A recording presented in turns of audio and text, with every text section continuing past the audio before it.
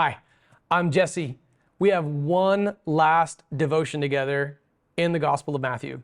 I'm going to cover the whole final chapter in this devotion, but don't worry. This is partly why we're going to do an entire series next for 3 weeks on evangelism and how you can rightly apply this practically. If you're a Christian, you have a hard time sharing your faith, this is your moment. So don't worry, we're not going to scarf down this like 5-star Michelin meal.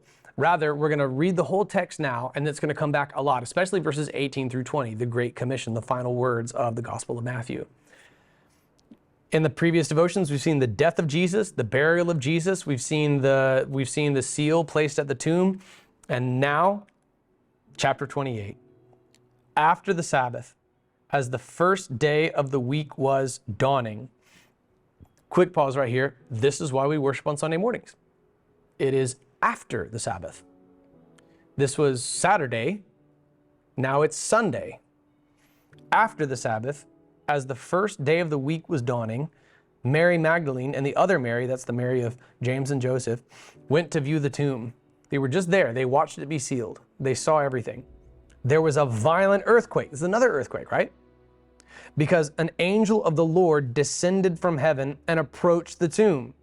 He rolled back the stone and was sitting on it. His appearance was like lightning. His clothing was as white as snow. The guards were so shaken by fear of him that they became like dead men. The angel told the women, "Don't be afraid, because I know you are looking for Jesus who was crucified. He is not here, for he has risen, just as he said. Come and see the place where he lay. Then go quickly and tell his disciples, he has risen from the dead, and indeed, he is going ahead of you to Galilee. You will see him there. Listen, I have told you." So departing quickly from the tomb with fear and great joy, they ran to tell his disciples the news. Just then, Jesus met them and said, "Greetings." They came up, took hold of his feet, and worshiped him. Then Jesus told them, "Do not be afraid. Go and tell my brothers to leave for Galilee. They will see me there." This is incredible. Here's the resurrection. Jesus is alive. An angel tells them, then they see Jesus. The two guards who were bribed in the next chapter, they were posted there because of the events we covered in yesterday's devotion, verses 62 through 66, the final verses of chapter 27. They were posted there, and they're going to get paid to lie. They actually saw the angel. They believe in the resurrection of Jesus, but they take the bribe anyway. Verse 11, as they were on their way, some of the guards came into the city and reported to the chief priests everything that had happened. After the priests had assembled with the elders and agreed on a plan, they gave the soldiers a large sum of money and told them, "Say this, his disciples came during the night and stole him while we were sleeping."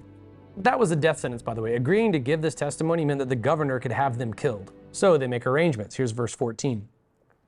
"If this reaches the governor's ears, we will deal with him and keep you out of trouble." They took the money and did as they were instructed, and this story has been spread among the Jewish people to this day. The theory of the body snatchers began in the Bible. It's accounted for here. Then 11 disciples traveled to Galilee, to the mountain where Jesus had directed them. Okay, this verse 16 refers to some of Jesus's final instructions to his disciples. Like he tells them where he's going to see them, where he's going to meet them. He knows that he's going to go with them to Galilee.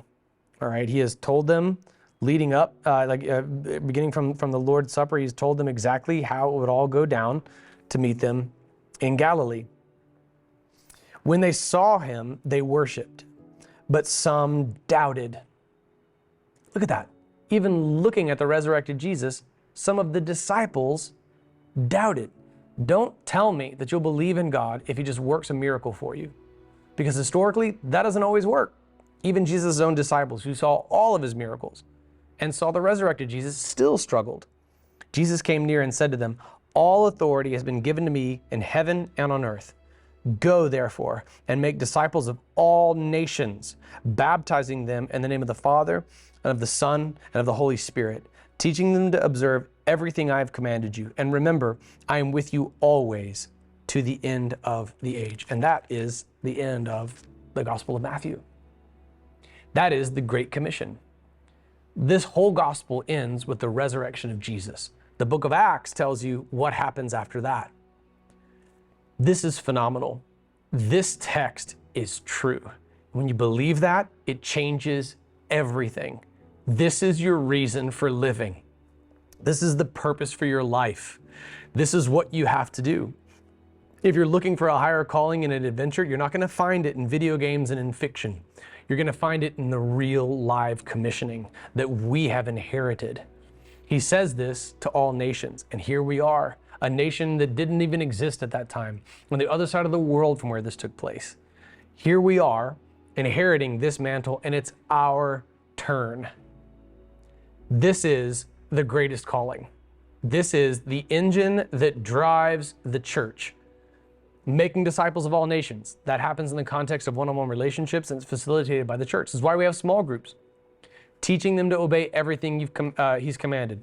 That's why we've written this series. That's why we're going through every book of the Bible, because that's what Jesus said to do. That's why the pastorate exists, so that I can teach you what God said, everything that He said.